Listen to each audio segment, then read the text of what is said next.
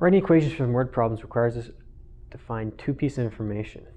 The first piece of information is the initial value. The initial value is going to be something constant, something that's not changing. An example might be the height of an airplane when it begins to descend, the startup cost for a business. The other thing we need to find is the rate of change. The rate of change is something that is going to be changing. Could be a speed, like kilometers per hour. Could be a value like you might see in a grocery store, dollars per apple. Something like that, where every increase or decrease will change the amount. So let's look at a couple word problems and try and find those values and write an equation similar to this.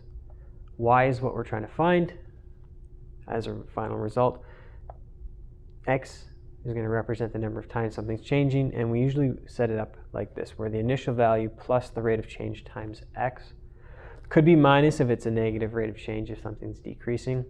Could also be written in the opposite order. And we'll look at some examples here. So the first one, Sam joins a gym with a $125 registration fee. His plan is $20 per month. We want to write an equation to represent his cost after n months. So we don't want the actual value here, we want an equation that we can put any number of months in and find out how much it's going to cost him. So the $125 registration fee and $20 per month seem to be the two numbers we need to work with. $125 registration fee, that's going to be a one-time fee. He's not going to pay that regularly, so that's going to be our initial value.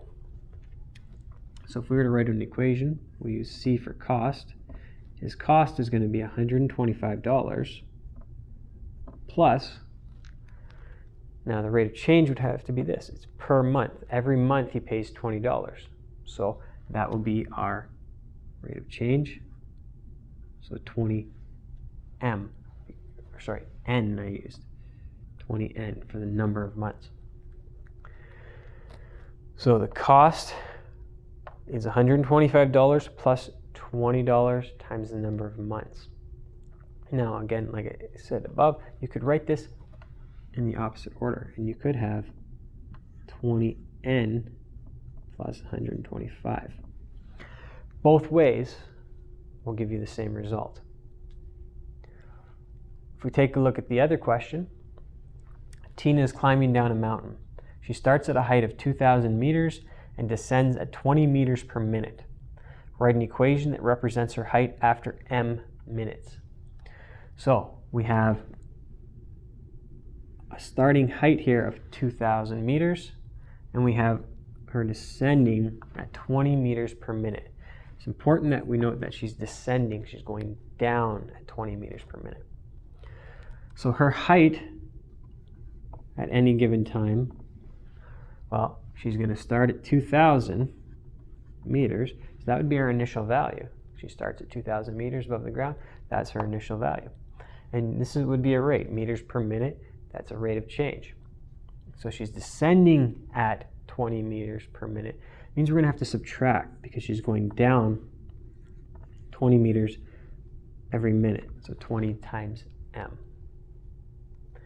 And again, we could write this in the opposite order, but be careful with the negative here.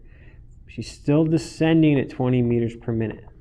So that's how far she's gone down, plus the 2,000 meters above the ground. This here is positive, so it stays positive here. This here is negative, and so it stays negative when it switches on the other side of that.